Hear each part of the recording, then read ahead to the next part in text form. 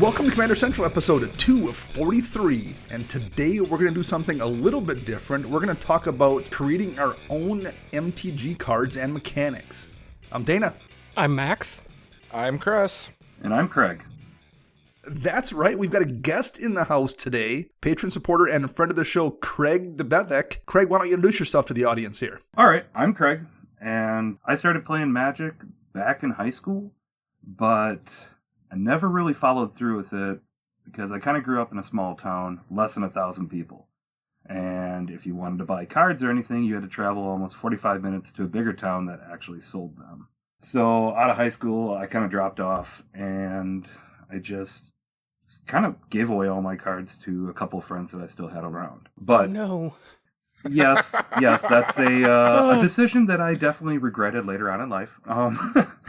I got back into Magic right around the middle of Return to Ravnica because I found out about Theros that was coming out, and I'm a huge fan of Greek mythology and also Norse mythology, so I'm very excited for Kaldheim as well. But so when I got back into it, I really just kind of started picking up as many shocklands as I could because, shocklands were key at the time. And I've pretty much been in the game since then. I've never left, and my collection has been pretty big as of since I got back in. I probably spend way too much money every year on Magic, but that's okay. It's probably one of my only hobbies I have. We can all kind of relate to that. Yeah. You're a truck driver, correct, Craig? So I am. I drive truck for a living. Yeah, you don't really have too much else you can do, so... Yeah, well, also, I'm kind of a creature of the house when it comes to the winter. Even though I've lived here in Wisconsin my whole life, I'm not a fan of the snow. So wintertime comes around, I don't do much other than work and just play Magic, play games, or play Arena. And you were one of our early patron supporters as well, and just early listeners. Like, I remember very quickly you were listening to the show, and you're somebody who plays locally here in our shop. So we kind of have known you off and on, at least for years. Did you start listening? Did you find us through like listening to Matter Podcast, or did you know we did a show before you started listening? I knew you did a show before I started listening. Actually, it was probably a night that I was playing with you guys, and then I really got interested. And I had some routes at work at the time that would put me over the road, probably 7-8 hour drives, like from Eau Claire out to like Grand Forks, North Dakota. So, taking advice from other drivers, they're like, hey, why don't you start listening to podcasts? It really kills time. And I was like, all right, well, I have just a podcast to listen to. And my podcast listening kind of spiraled out of control after that. But you guys were the first podcast that I downloaded, and you were the reason actually I hopped on Patreon. Yes. Well, thank you very much for the support. We'll take the win. Thank you. So, as I kind of mentioned earlier, this is kind of a full circle thing for me. So, the first time I ever played Commander was actually against you three at an old card shop. Okay, I'm trying to remember that. Yes, and the first time I played Commander was right around, I'd say, the Theros block, like when it all came around, and I was kind of into Standard. Early, yeah. Yeah, I was kind of into Standard, but I saw you guys playing off to the side, and I was like, well, what is this game that you guys are playing? You told me about the variant, you told me Commander, and all this other stuff. So a couple days later, I put together a Athreos deck. Then I think I showed up the following week just to play test it, and you three were the guys I played against. I think there was one other person also in that game. But that was my very first game of Commander, was actually with you guys. And now I really don't play Standard unless I'm on Arena, because buying, selling, trading cards, everything you need is just kind of too expensive. So I pretty much will play Arena for just Standard, and then real life Magic is mostly Commander. So I know we've told this story before in here, but it's been quite a while, so I don't feel too bad about telling it again. That's probably right when Max and Chris and I all first started playing too, roughly around that window, or at least playing Commander. And that was a situation where I had a coworker who played Magic and had a couple of the Commander pre-con decks and had built at least one deck. So him and I had started playing like with one another over lunch at work, just playing 1v1 because we didn't have anybody else. And after some point in time, after a few months, we're like, well, let's go to one of the shops in town and see if anyone's playing. So we walked into that LGS where you eventually met us, and the guy's like, no, nobody plays Commander here. So we said, well, we're just going to start coming in on Tuesday nights and playing, and hopefully people will show up. And he's like, yeah, whatever, I don't care. he wasn't that interested in that. But so we kept. He wasn't the nicest guy in the world. Yes. So we just kept coming back every Tuesday rather than playing at my house on Tuesday. We just went to the shop and played each other. And after like 3 weeks of that, Max wandered in with another friend of his and came over and was like, oh, you guys are playing what? And then Chris wandered in, a week or two after that and saw us playing. And that's probably right when you came as well, Craig. So like that was really in this town when kind of the Commander scene at the shop. It's now moved to a different LGS, but like that was kind of the genesis of all of that. No one was really playing around here at the time. And we just kind of started showing up. And so, yeah, that was probably very, very early on when we were all just kind of learning Commander. Right. And I also think I played against you at one of the early Theros pre-releases as well. I remember that. We got matched up on one of the pods, so I do recall that from playing you early on. Yeah, that does seem right because, yes, that seems right. So have you kept that Athreos deck together, or has it long been taken apart? No.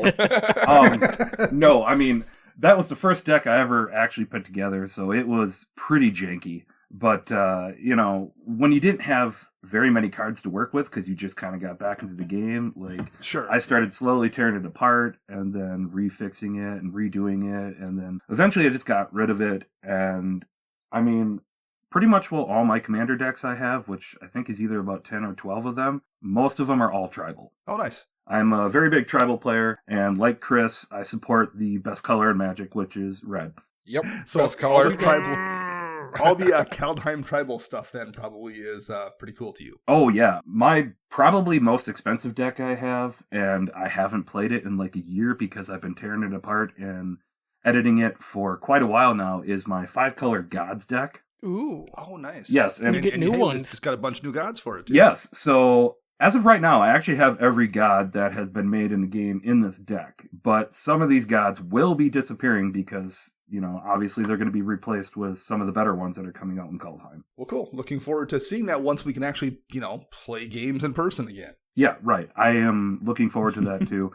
But, one of the main reasons why I don't play as much in person right now is A, Corona is still a thing, and B, I usually get up at 3 or 4 in the morning to go out on my routes. So it's just a lot of times I'm in bed by 8:30 at night. Well, yeah, having played with you at the shop, a lot of times we'll play after work, after our work, and you play a game or two, and you're like, okay, I gotta go to bed. It's 7:30. You're like, I gotta get out of here. Yeah, right. You're just kind of like, oh, what day is it? Oh, it's Tuesday. Oh, I can get in at least 2 games of Commander as long as they're not 4 hours long. So you go down to the shop, you get in a couple of games, and then you're like, all right, peace out. Speaking of games, has anyone actually got to play any games? Max, have you got any fun ones in online here the last week or so? I got to play one the other day with a bunch of people in our Slack, and I can say I lost with 68 life in a pot of 4 the other day, which was not fun. How did you manage that? An unblockable Ural, the Miststalker, that was like a 15-15. I had already taken 18 damage from it. Does that bring back memories, Max? A little bit. And then I realized that, you know what, I can just whip out Tuvasa and do the same thing, so it felt okay. No, but it was a great game. Got to see a Naiath deck go off making an army of squirrels with Predator Ooze and that enchantment that whenever the creature is dealt damage, it makes that many squirrel tokens. Got to see a cool new Multani deck, and then the Ural deck just kind of wrecked house. And when you have to use a Chroma's Will defensively to get through, to make sure a few of your blockers can actually block Ural that has protection from every color but white, it was very interesting. Yeah, that sounds pretty tricky. Death by squirrels. Wow. Well, I didn't have any really great stories from games this week, except for I will make the comment. So I was playing in the game, and I had dropped my Sylvan Library, I think on turn 2. Force of Will. Force of Will. I tell all the time people. I actually told that story. I told that story this week to someone, too. We were talking about, they countered something on turn 2, and I'm like, I Force of Willed a Sylvan Library on turn 2 once, and they're like, why? I'm like, because it was the right play. Yeah. Well, I played it on turn 2, and I go to turn 3, and I grabbed, the top 3 cards, and I'm looking at them, and Joey Schultz goes, why are you even, we know you're going to take both of them. And I deliberately then at that point, I'm like, no, I might not. And I like took an extra like 3 seconds, like pretending I was agonizing over my choices before I was like, yeah, I'm going to take both of them. And I came back around next turn. I did it again too. To say to me, he's like, you're just going to, you're going to take him. You're not going to lose 8 life and go to 24. And I'm like, yeah, well, I will do that. And then I cast a Painful Truths and went down to 21. So yeah, my first 19 life was just a me drawing cards. So maybe I'm getting too predictable and I need to be a little more careful just to kind of shake things up. So if anyone out there in listener land would like to let us know about some fun games they played or how much life they traded for cards or any predictable play patterns they're trying to shake up, how would you go about letting us know that, Chris? You can find us on a multitude of social media platforms. You can find us on Twitter at CMDR Central. You can search us up on Facebook, CMDR Central. You can find us online at cmdrcentral.com. You can also find us on YouTube by searching CMDR Central. You can also head over to patreon.com/CMDR Central and check out our reward tiers, such as a guest spot like Craig has been doing, our Decks You Play shows, or just joining our Slack and chatting with us and getting games in through virtual EDH. Yeah, there's been a ton of conversation the last couple of weeks, especially with new spoilers coming up, people discussing those cards, and there's constantly games firing off, so the Slack is a pretty good bang for your buck, just showing up and being able to talk to people there. But if all you can do to support us is listen to the show or give us a like or thumbs up, that is very greatly appreciated as well. Any interaction or engagement helps the podcast, and it's a big deal to us. So thank you to everyone who supports us in whatever way you can. We really do appreciate it. Okay, so this is a little bit different of a topic for us here. One thing personally I like to do when I listen to a show, beyond obviously hopefully being entertained, is when it's a Magic show, I want to at least learn something or understand something better. So that's one of the things we always try to do with our shows, is at least have it be somewhat educational and hopefully have you walk away learning something or learning a different perspective on something or hearing about a card you weren't aware of. So when this topic was first proposed and we were going to have Craig on, I was like, well, okay, it'll be fun, but we won't learn anything, but who cares? It's one time we'll just talk about a fun topic. However, in kind of thinking about it, I don't know if that's necessarily true. I do think discussing card design is a pretty good way to understand how, like, making up your own cards is a good way to understand how other cards work and what makes for a good card design. And I do think when we went through and designed those Planeswalker cards for us, which we'll talk about later on here in the show, it was really interesting to try to figure out how to make those work. And it did definitely give me some perspective on other cards and other interactions with other Planeswalker cards. So I do think that while this is kind of a fun exercise in general, I do think the act of trying to make your own cards actually is pretty educational as well. And I would recommend something to do in your spare time, just to mess around and see what it's like to actually make a card. Although I would say most people probably have at one point or another. They've just messed around with it. So Craig, what kind of inspired this topic? You belong to a Facebook group that kind of messes around and does card creation, right? Is that just something that you think is fun, or is there some specific reason why you do that? Right. So I am part of a Facebook group. It's mostly people around this town in this area. It's not necessarily only about card creation.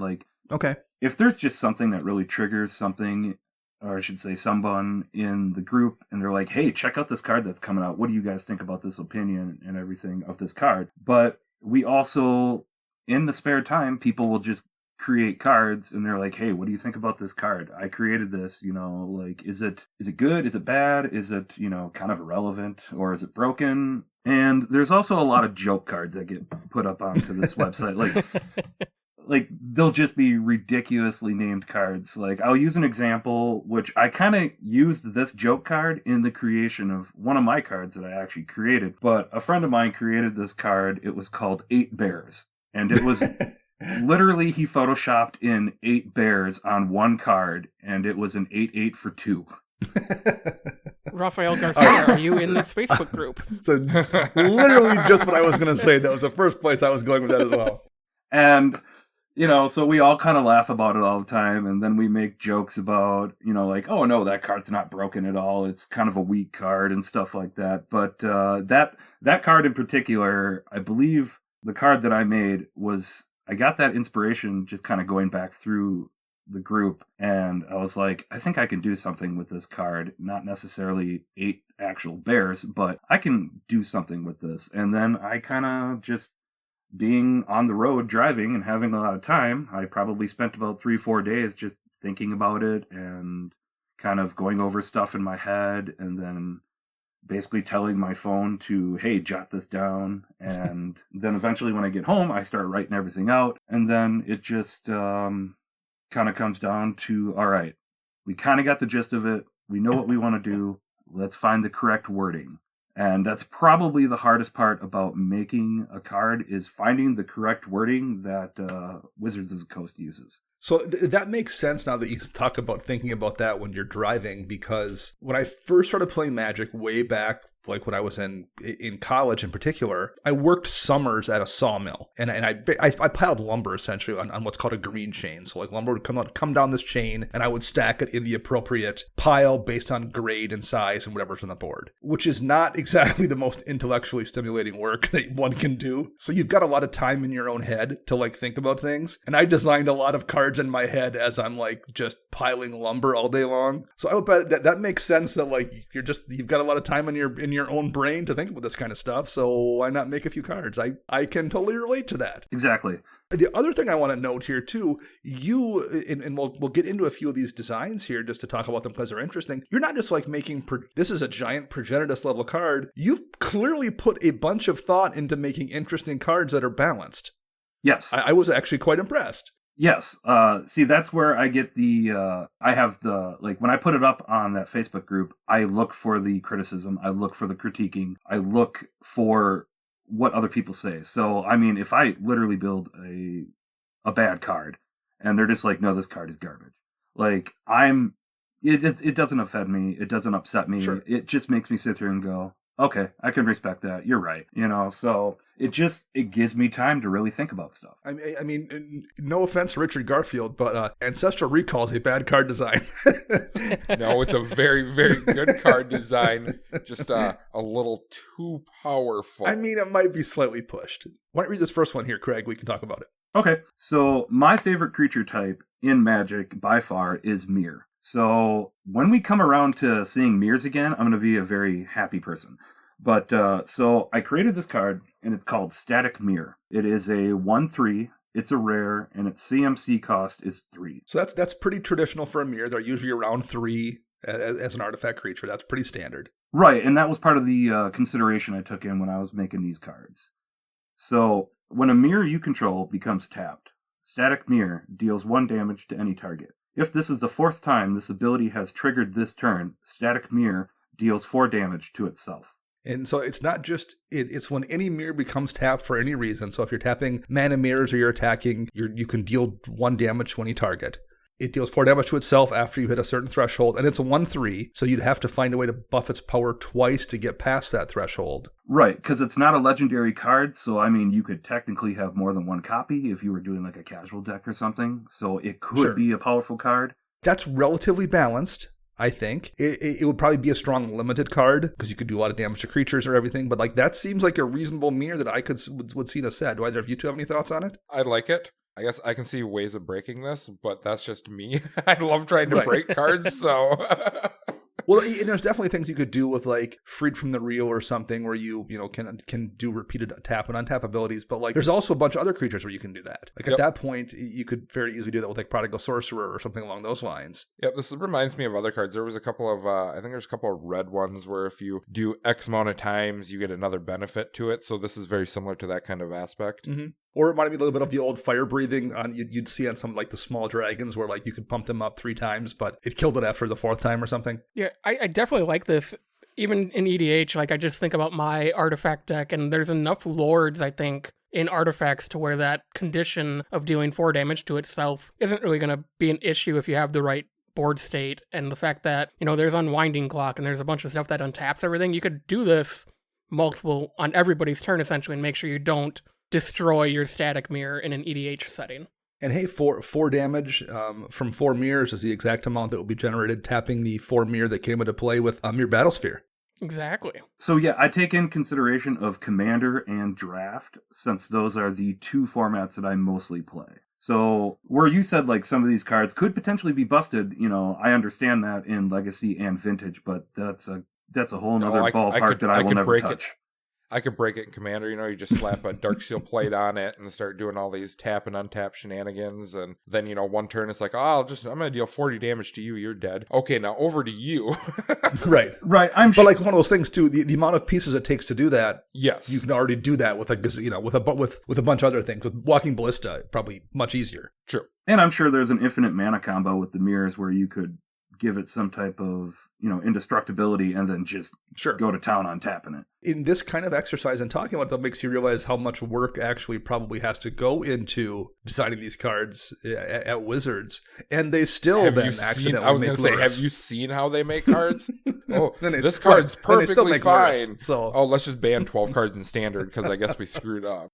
Oops, we broke Vintage. Let's just make a 4-color Omnath. I'm not supposed to put Hull Breacher in all my decks? Oops. Right.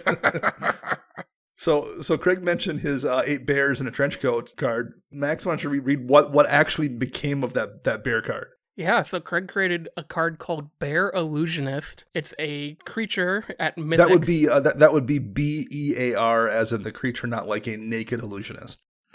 Hey, whatever floats your boat.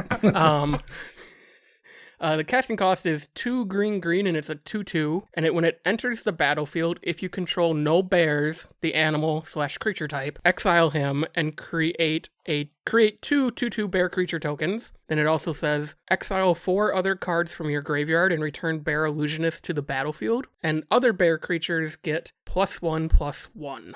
This is a neat design, too, because it kind of functions like a sorcery probably the first time. Like if you're not in a bear tribal deck, if you're just playing it as a card in your standard deck or whatever, or in your pre-release pool at a pre-release, it functions like a sorcery for 2 green. That's going to make you 2/2/2s, which is pretty solid. You can then get some extra kind of value out of it by exiling cards from your graveyard, kind of like a delve to bring it back into play, and it buffs your bears. That's a strong card, but...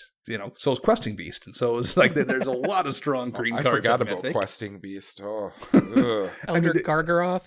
What? Yeah, right. That's a card. Like, this is a pretty reasonable green card, I think. And I think it's actually a pretty cool design. So personally, it should be blue-green, just because it's an illusionist. Illusionist, sure, I could see that. Yeah, it was the name that kind of came to mind. And it's, like I said, every card needs work, but, it's kind of like what I stuck with. I was just like, What would Wizards of the Coast call a card like this? So you just kind of go through your memory and you're like, what are names that they haven't used? Sure. Because I don't want to create a card and be like, oh, okay, that card already exists. I already have that name. Right. So it's some weird uncommon from Nemesis that nobody's heard of or something. Yeah, right. So, but I mean, there's also inspiration that I took from Delve and also Escape. Yes. Oh, sure. Yeah. So I noticed that a lot of the escape mechanics from Theros, it was usually 4 cards or maybe a couple more cards. But I was like, well, I don't want to exactly just give this card escape. Like, this is kind of the point of creating your own. So it's like pseudo escape, but it's not. And that's kind of like where I was like, well, let's try Delve. Okay, so let's kind of combine these two together. And that's what gives me this ability to create this card. And that's a pretty dangerous space to play in, too. Delve has been pretty successfully broken repeatedly in a bunch of formats as well, but this one doesn't seem that bad. Seems relatively fair. Right, thank you. Treasure Cruise and Dig Through Time and Gurmag Angler, Tassiger. I mean, God, I could just go on and on. Murderous Cut is a great card. Hogak? We don't talk about Hogak. We pretend that card doesn't exist. Was it Hogak Summer and Eldrazi Winter? All I know is it was a nightmare for me. Well, let's wait till we get Hogak 2 Electric Boogaloo this spring. You know it. Modern Horizons 2. Now with Dredge. Something's coming. It's coming. There's something going to be in that set that's going to be broken, and they're going to be like, oops, we screwed up again. So, Chris, there's a pretty cool land cycle here. Yes. So, Craig decided with this one, 4-color lands. So these are 4-color lands. These come into play tapped, but if you want them to come into play untapped, there's a negative effect of the color it can't produce. So for white, you sacrifice an enchantment. Blue, mill 2 cards. Black, discard a card. Red, this card deals 3 damage to you. And green, target creature an opponent controls gets a +1/+1 counter. So basically, if I'm understanding this correctly, Craig, it is for it to come into play untapped, then this effect goes off targeting whatever. I'm assuming some of these target you, and then aside from the green one, which would target your opponent then. Right. They all target you because there has to be some type of a negative effect if you're having a land coming on untapped that produces 4 colors. Now, green was a really tough one for me. Like, I spent probably 2 days just on the green negative effects. I was like, well, green doesn't really have any negative effects. You know, because like green's the best color in Magic. Zip it, Max. Shh. So I was like, well, what does green do that's good? It promotes a lot of stuff. So I was like, well, I guess a negative aspect is if what you have to do is promote somebody else's creature. So the negative aspect is when it comes into play, if you want it untapped, you have to give their creature a +1/+1 counter. If they don't have a creature, then the ability doesn't trigger and you can't do it. Yep. Okay, that makes sense. I was thinking about the white as well. If you don't have an enchantment, then you can actually trigger it doing to a rule standpoint. You know, if you don't have something on there, you can't actually do that type of target. Right, and these 4-color lands were kind of made for Commander. It's not this, you know, running 4-color in like a modern or a standard or something of that nature. It is possible, but it's not really feasible. So, I mean, these are lands in particular that I made strictly for Commander. I don't know what you're talking about, man. I won that one standard tournament playing 5-color gates. It was awesome. The one, and you mentioned mostly for Commander, if this was a real card that was coming out, the note that would probably be out there is the blue 4-color milling you for 2 cards in like a dredge deck in Legacy or Vintage where this winds up being legal is just all upside. Yep. So you'd probably have to put some caveat on there, like the cards are exiled or something. Because that would be actually a fantastic card to actually run if you were playing mill in one of those formats. I suppose you're right, yes. Aaron Campbell's like, I want 4 of them in every deck. But like I said, I mostly use Commander for the inspiration for these cards. Yeah. I could see blue being, instead of that, you know, to make it more friendly for like Legacy, would be your opponents get to draw a card or something. Sure, yeah. Yeah, no, in the green one, I was even thinking, like, since we got ability counters in Ikoria, you could also, like, your opponent puts a trample counter on a creature or something. There's a lot of room you could play there, too. I could see green as well, that your opponent gets a basic land into play tapped or something. Mm-hmm. Oh, yeah.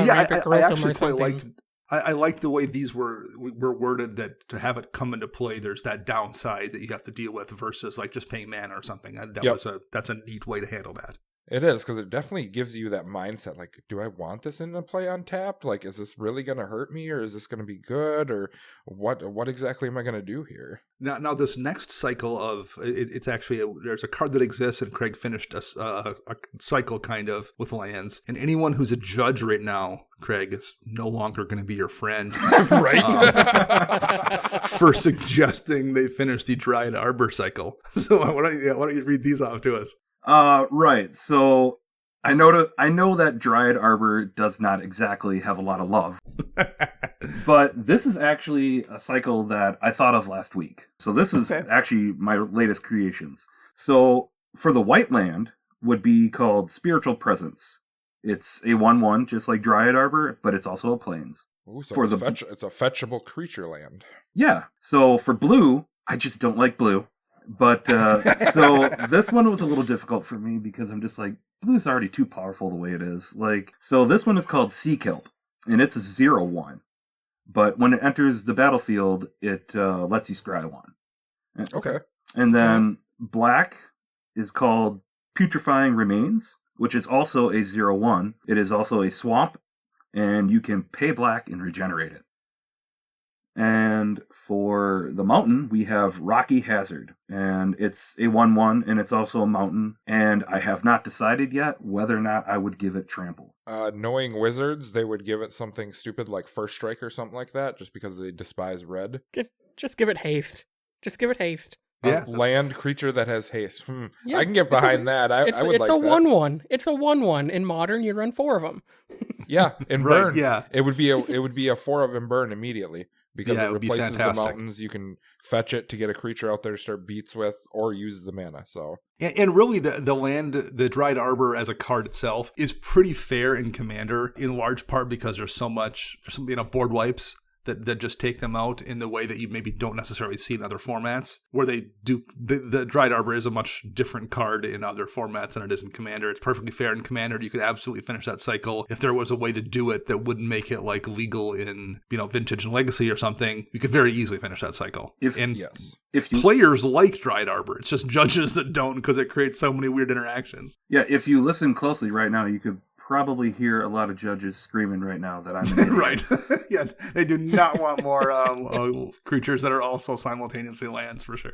And I honestly wouldn't be surprised if they do something like this. I mean, they definitely like to go revisit those kind of old super cycles and try to finish them. So yeah, it's like how many years did it take to go from Morphling all the way up to finally getting I think Brightling was the last one. That was like 15 years to do that full cycle. Was it Brightling or was it Endling? Maybe Endling was last. That could be right. The black one from Modern Horizons. Yeah, I think you're right. Yeah, because Brightling was in Battle Bond, I want to say.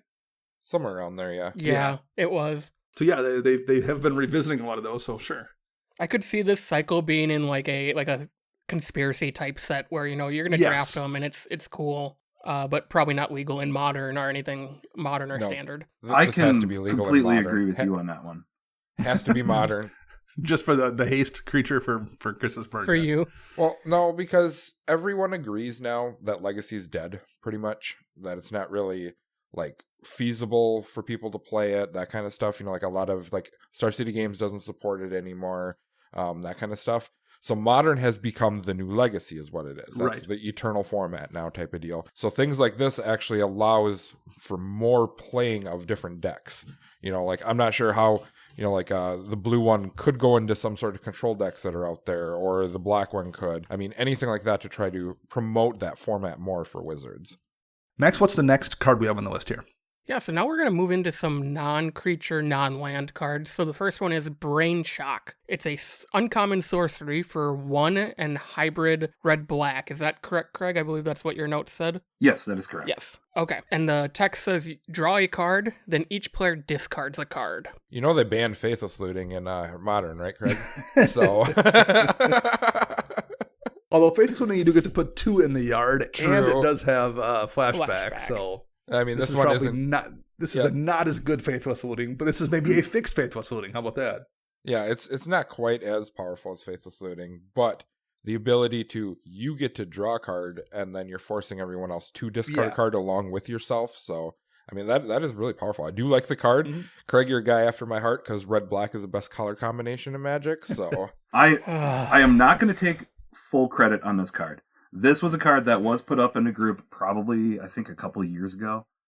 But like I said, I was going through the group and I was like, I didn't like the name that he named it. I didn't like some of the things that he did. So I kind of tweaked it to my own, but I'm not taking 100% credibility on the creation of this card. Okay. So what do we have next here? We have a wonderful card called Reanimated Exoskeleton. For 3 colorless, this is an artifact equipment.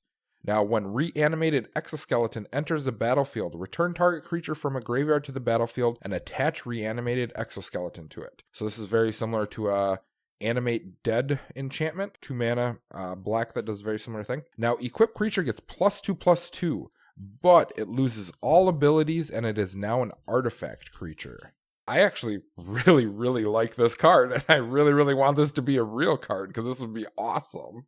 I agree. I when I was typing up the notes for everybody, I kind of fell in love with this card just because it does that Darksteel Mutation, Song of the Dryads type thing, but encourages your opponent or even you to attack with that creature, so you pull out a Ghalta that's a 10/10, now it's a 12/12, and I don't really care if it doesn't have trample because it's still a 12/12. Yep. Right, but there's a slight catch to this card because there is no equip cost, so it just gets attached to something, so you have to have a valid target for it. And also, you can't re-equip it. You would have to have some type of a bounce effect or, a blink effect of that nature to reuse this card. Yes. You're right, it's very tough to do anything too abusive with it, but it is a pretty solid piece of value as well without having all those problems that you get with like Animate Dead or things like that, or Reanimate, where it's just easy to throw that Elish Norn or something like that, Jin-Gitaxias in your graveyard and reanimate it for amazing value. This kind of works around those things. You have to actually, it's not just about putting the best thing in your yard and bringing it back. You have to kind of make that strategic decision, and you can't abuse it too much either. Yeah, I like this one as well, a lot. I could see this having an equip cost because, 3 mana, we'll say an equip cost of 2, it's just like a sword, any of the swords of X, Y, and Z, because it still gives a +2/+2, but you lose all abilities, and it becomes an artifact creature. You're not getting the bonuses that the other swords give, so I could see it having an equip cost. That's fair. Because equipping doesn't actually... You might have to sacrifice the creature when it's unattached or something, maybe. Yeah. Yeah, it definitely gives me like assault suit vibes, where like you kind of wanna, if it did have an equip cost, you need a way to like give it, take someone's creature, so you do shut down their abilities, but hey, it gets +2/+2, and you can have your creature back at the end of turn. Yep. So last year, Craig, we had a couple mechanics that you came up with. Why don't you go over a few of those here with us? Okay, so the first mechanic I came up with was called Duo, which is inspired by Exalted. So when this creature attacks with only one other creature, it gets ability until end of turn. So let's say the creature gets Death Touch at the end of a turn when it's attacking only with one other creature. Nice, I like that. And it also kind of stacks well. It doesn't stack with Exalted, so you'd have to kind of run it a little bit differently, but you're basically encouraged to attack with 2 creatures versus just 1. Right, and I mean, there's all types of different abilities that they could put on cards. So, I mean, you got 2 creatures that both have Duo, and they attack together. This creature's getting this ability, and this creature gets this ability, So it's, like I said, I used Exalted as kind of an inspiration to this, but that's kind of where I got the idea. And again, is this a mechanic that they could actually use? Is this something that would be feasible for the game? I definitely think it is. I mean, it sounds very similar to other mechanics, like when this creature attacks, if you have like 5 other attacking creatures, all the creatures get +1/+1, that kind of stuff. That's exactly what I was going to say, Chris. When I was reading this, I didn't think of Exalted right away. I thought of this as more of an easier battalion almost from the Gatecrash set, because you have like Legion Loyalist who has to attack and with 2 other creatures, and then they all get trample until end of turn. And the pairing of 2 creatures with Duo, I really like that idea to where giving them double abilities. I think this is a really cool mechanic. Thank you. Next, we have 2 that are kind of similar here, Craig. Yes, they both kind of, actually the first one we're going to talk about was the mechanic that I was thinking of. The second one literally came to me right after I finished the first one, because I was like, okay, both of these mechanics could be in like the same set. So the first mechanic is Necrotic. This creature gets a -0, -1 counter on it after it attacks. So is the thought process there, it would be a creature that could maybe have a little bit higher power level than you'd normally see for the casting cost, except for it has the fact that, what was that old card, Unstable Mutation? I think it was an enchantment back in the day that a creature got +3/+3, but that you put a -1 counter on it every turn. It's like it got buffed up and then slowly got weaker from that buff till it eventually died. Kind of a similar thing here. The creature could be a little bit stronger, but as a result, every time it swings, it loses toughness and gets weaker and weaker. Right. Yeah, a good card I can think of, relating this to would be like the Rotting Regisaur. Oh, yeah. Is it like a 7/6 for 3, but you have to discard a card every turn or something like that? Mm-hmm. So, I mean, some sort of negative effect for something that's super powerful. Wasn't there one from Amonkhet that like came in with -1/-1 counters, and then whenever it attacked, or here it is, Plague Belcher, this is what this kind of reminds me of. It enters the battlefield, put 2 -1/-1 counters on something. Typically it's Plague Belcher if it's your only creature. And then, so you start with a super powerful creature that's costed pretty cheap, but this is your downfall to it. Yep. So Wither was kind of an inspiration for the mechanic on this one. Okay. They need Wither to come back, so I think it's such a good mechanic. Do not agree with you on that at all. I do have one question, Craig, on this specific ability.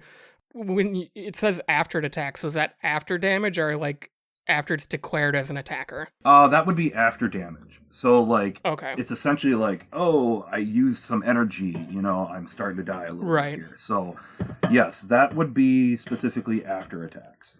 Yeah, the only reason I ask is when we move on to the next one, just the wording's slightly different, and that's what made me ask the question. Okay, I do like how it's after it attacks, because now you can line up blockers. Say it's a 3/4, you block with a 3/3. Afterwards, your 3/3 dies, but that 3/4 is going to die too because it already has 3 damage marked on it. Then gets a -0, -1 counter and kills it. So right. So this would be like a mechanic that I would probably frequently see on like a red or a black card. So what's the next one you had mentioned here is the armored mechanic, right? Yep. How does that one work? Armored. This creature gets a +0/+1 counter on it when it is declared as a blocker. I like that. So as it blocks, it gets stronger, essentially is how this works, or at least it gets tougher after every successful block, Yes, basically. the power does not. No, actually, it gets stronger before like combat actually goes through because it's when it's declared as the blocker. Yes. So every person who has an Arcades deck or that Right. other crazy one too is like, oh, I want this. This is Doran. what we need. Doran and Yeah. Arcades. Bolster was kind of the inspiration on this one. Okay. Okay. But so for this particular mechanic, I would see being played on green and white cards mostly. Yep. Yeah. Probably Yeah, that white makes sense. weenies, like, you have like a 1/2 or something, and whenever it blocks, it gets a counter, Because honestly, if you had something that was too powerful with the defense already, you'd never be able to kill it because it would just continuously keep getting bigger. So you need something that's already small, so it's able to die early on, but if it's allowed to get big, then it just becomes a pain. Right, and like if that was to be produced in a set, I'm sure they'd have to create cards that would be like destroy target creature with toughness 4 or greater, something of that nature. More of a toughness, yep. Right, instead of a power card. Like Citywide Bust, I think, was the card that did something like that in the recent sets. Yes, that's correct. So what is the next one we have here? So the next one we have here is Dying Breath. If this creature dies in combat, it deals damage equal to its power to another target creature you don't control. Love this one. This is like perfect. This is one of the cards that a windshield wipers player, as I like to call them, a straight up aggro player, all you do is tap and untap. You're just like, send them in. I don't even care if they die because they're just going to keep dealing damage. And there is actually an old card from Gatecrash called Dying Wish that's an aura. And it says, when enchanted creature dies, target player loses X life and you gain X life, where X is its power. So it kind of functions similarly on an aura that when a creature dies. And I run it in my fling deck. Well, of course you run it in your fling deck. And I instantly thought of Vicious Shadows with this ability. Oh, sure, yeah. So some good inspiration that came for the mechanic on that one was 80s action flicks. You got the superhero there, or you've got the villain that in his dying breath, he's like, you didn't get the last of me. And then throws a lava axe at somebody. Nice. How about your last one here? So this last mechanic is not 100% my creation. This is a good buddy of mine. I just kind of tweaked it a little bit and gave it a different name. It's called Rebuild. Essentially, it is monstrous for non-creature artifacts. So yeah, if you have a artifact, is it like +1 counters, or you just spend the mana and it does something else? So for a good example, let's just say you got a 3/3 artifact that enters the battlefield. It's a mana rock. it taps for any color.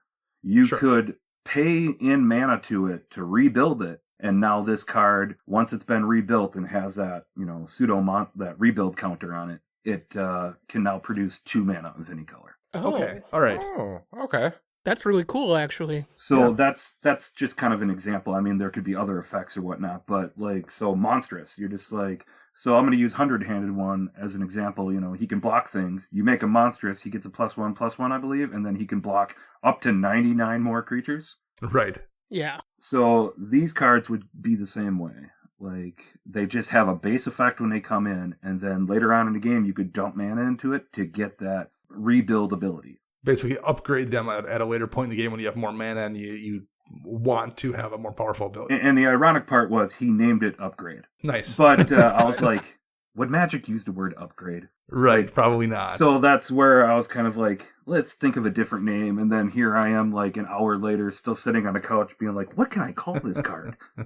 What are, go to the dictionary and start finding words that are similar to it. So I do like this a lot. This is definitely one that I could foresee something similar happening. Due to the simple fact that a lot of our mana rocks already have good abilities stapled in. A lot of them are sacrifice abilities, though. But I mean, anything to make a mana rock better than it is.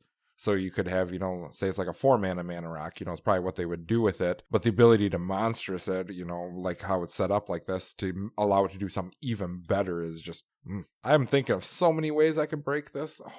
Yeah, that's really solid. All right. So the last thing we'll talk about here briefly is last summer, I guess it was by now, we had, for Patreon supporters, sent out some promo Planeswalker cards. We had art made up and designed for the three of us. And this was something we all kind of worked on ourselves, but we also kind of did like Craig did. We didn't want these to just be like, a Progenitus level bomb that you play. We wanted these to be an actual card that you could conceivably see in a game as a design that WotC would actually put out there on something they made. So Max and Chris and I all had kind of specific ideas what we wanted, and we messed around a little bit. Why don't you read your card off here to us, Max?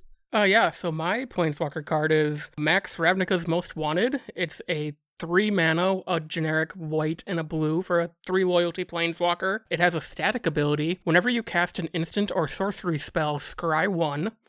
And then it has 2 activated abilities. The +1 ability says up to 1 target creature can't be blocked this turn, and then draw a card. And then the -3 ability says put up to 1 instant or sorcery card from your graveyard on top of your library. Until the end of your turn, you may look and play the top card of your library. My inspiration for this was kind of Baby Teferi, Teferi Time Raveler. I like playing a little bit of control when I play blue, so this lets me cast a bunch of instants and sorceries and gain some card selection with the scry. Specifically, that first ability, if I were to rule 0 this into like my Brago deck, you need to get Brago through to do the Brago shenanigans, so that's why I kind of built that ability first off. And the second ability, that took a lot of edits, because I kind of wanted to be super broken, and I wanted to be like, well, -5... phase out, until your next turn, put kind of like a Teferi's Protection on there. And then I think I had an extra turn clause on there at one point. And then after discussing with Dana, we did kind of like the Future Sight ability. So like you can return that Rift to your top of your library, and, maybe you don't need to use it this turn, but it's there. Or, you can return that Factor Fiction, you cast it, and then, hey, look, there's something else on the top of your library that you can play, because that clause does not say it has to be an instant or sorcery. It just says play the top card of your library. So it does let you kind of do some cool things by playing cards off the top of your library versus out of your hand. Yeah, this is a good example of us kind of messing around and trying to like figure out, okay, if we're trying to do a real good job with design, what interesting interactions could you put in here? Because like you mentioned it, Max, you can cast an instant or sorcery just in general, and it gives you that scry 1 ability. So you can look at the top of your library and see what's there. Oh, it's an instant or sorcery already. So then you're going to do that -3, and you can roll that instant or sorcery you just cast back to the top of your library. And now until end of turn, you can look at and play the top card of your library. Well, now you have 2 there, because you've looked and had the chance to scry at least and see if there was one already there. You put another one on top, so now technically you might have a chance to cast 2, and that second one you cast, because you cast an instant or sorcery, you can scry again. Maybe you'll get lucky and see a third one there, or junk that land and find a third one. Like technically, if you get lucky and do it just right, you have the ability to cast multiples of those off the top of your library and do some manipulation after you cast each one to increase your chance. It wound up being a design we were very, very happy with, because it's not broken, but also it gives you the ability to kind of do some cool things if you get lucky and if you have the right cards in the right place. Well, on top of that, this just kind of dawned on me as we're discussing this card. The text says play, so if you do hit that land off that scry and you put it on the bottom and you look again, and then there's that land, if you haven't played your land, get that out of the way and, keep the truck going. Yeah, it's wound up being a neat design that's strong, but like isn't broken, I don't think, at all. See, Chris, here is your approach commander. I'll let you rule 0 and use me as your commander going forward. There you go. I totally would too. Like I wouldn't even hesitate. Like I have copies of all of our cards and all that, and I look at them, I'm like, I really want to put this in this deck, but all these new people I've been playing against, I'm like, I don't know how they'd react to this. I'm not sure. That's a little arrogant, I think, if you show up with your own Planeswalker card. So, well, speaking of your own Planeswalker card, Chris, why don't you read yours next? All right, mine is called Chris the Life Reaver. It's for 3 colorless, red and black. Best color combination in Magic. This is a 5 loyalty Planeswalker. At the beginning of each opponent's upkeep, the player loses 2 life. So Right there, this is based off of my Mogus Goddess Slaughter deck. Does very similar aspect as that. Now for the +1, until your next upkeep, if a spell or ability would cause a player to lose 1 or more life, they lose an additional life. Now for -2, until your next upkeep, whenever a player taps a land for mana, that land deals 1 damage to that player. So it's a Mana Barb is built in, it's a Mogus built in, and then the +1, if you remember how I read it, it doesn't actually count combat damage. So it's counting just abilities. So you're not actually, I come in with a whole bunch of tokens, and instead of them being 1/1s, now they're 2/2s or something like that. So it's not too broken per se. Personally, I think if I put this in my Mogus deck, I would be in heaven, but I don't think anyone's going to ever let me do it. But nobody else is going to enjoy that quite as much. But yeah, this was very much a card we specifically were like, this is a card we're designing for Chris's Mogus deck. That was very much the goal there. I just dread playing against your Mogus deck in general sometimes, and I would not want to see this pop out at me. Yep, I gave a bunch of these out. Just recently, I was at the shop, and I had forgot that Dana had dropped off all of our extra copies. And there's a bunch of guys doing draft, I think it was, and I was like, you know what, I'm just gonna give these out to everybody, because I forgot that we had them all. And one of the guys that I play with, he's a big competitive player. We did a lot of 1v1 commander stuff, and he's like, is this legal for 1v1? I'm like, I'm okay with it if you're okay with it. He's like, I'm gonna kill you with it. And I'm like, oh no. Nice. Well, we'll jump to the last one was my card here, which was Dana Daring Strategist, 2 blue and a black. And has the passive ability, if a spell or ability that draws you 1 or more cards would make you lose 1 or more life, you may draw an additional card and lose an additional life. That sounds so like that's you. That's the Dana ability, 100%. And we didn't want it to just be like on a brainstorm or something. Like it had to be one where if you lost life for it, you could draw an additional card. So it had to be tied to life loss somehow. The +1, until your next turn, creatures can't attack you or a planeswalker you control unless they pay 1 for each card you've drawn this turn. So like a propaganda effect, not as good as propaganda because it's only the 1. However, if you have somehow baked a bunch of draw into your deck, you can ratchet that up a little bit for the turn and make it much more difficult to attack you. And there's a -2 on here that just says you draw a card and lose a life. And technically because of the static ability, you draw 2 and lose 2. You draw 2 and lose 2. So it makes it into a Night's Whisper, which is my favorite card. One of my favorite cards of all time. See, I wanted this one in my first iteration of my approach deck too. It's like I wanted your card and Max's card. I'm like, so much card draw. Yes, I need these cards. So this was less like Chris's was specifically built with a kind of a deck in mind. This is how I play Magic. This was just built like exactly how I would be as a planeswalker, just swapping life for cards. So that was kind of the thought process there. My hope would be, Dana, that there's a day where you actually put this in like your Vela deck and you forget about the static ability, and that actually is what kills you off of like a Night's Whisper. I do a bunch of dumb like life for card draw, and I'm like, oh no, wait, that's gonna do 4 more damage to me. Yeah, I absolutely would do that if I wasn't paying attention. All right, so that was really interesting, Craig. Thanks for sharing all those designs with us, and thanks for supporting the show. We really appreciate it. We're glad to have you on. Yeah, no problem. I like to support shows and things that I believe in. So it was a real honor being on here today. I mean, I can now cross this off my bucket list, which was, appear on a podcast. So there we go. All right. Well, I think that is going to wrap everything up. You can find me on the Twitter birds at Dana Roach. You can find Max at CMDR_Max, and you can find Chris at WiseSquishy1. Our show is edited by Rafael Garcia. You can find him on the Twitter birds at Ursa Bearwalker. And our podcast theme is Retro Future Dirty by Kevin MacLeod, licensed via Creative Commons. We will be back next week. Until then, I am Dana. I'm Max. I'm Chris. And I'm Craig.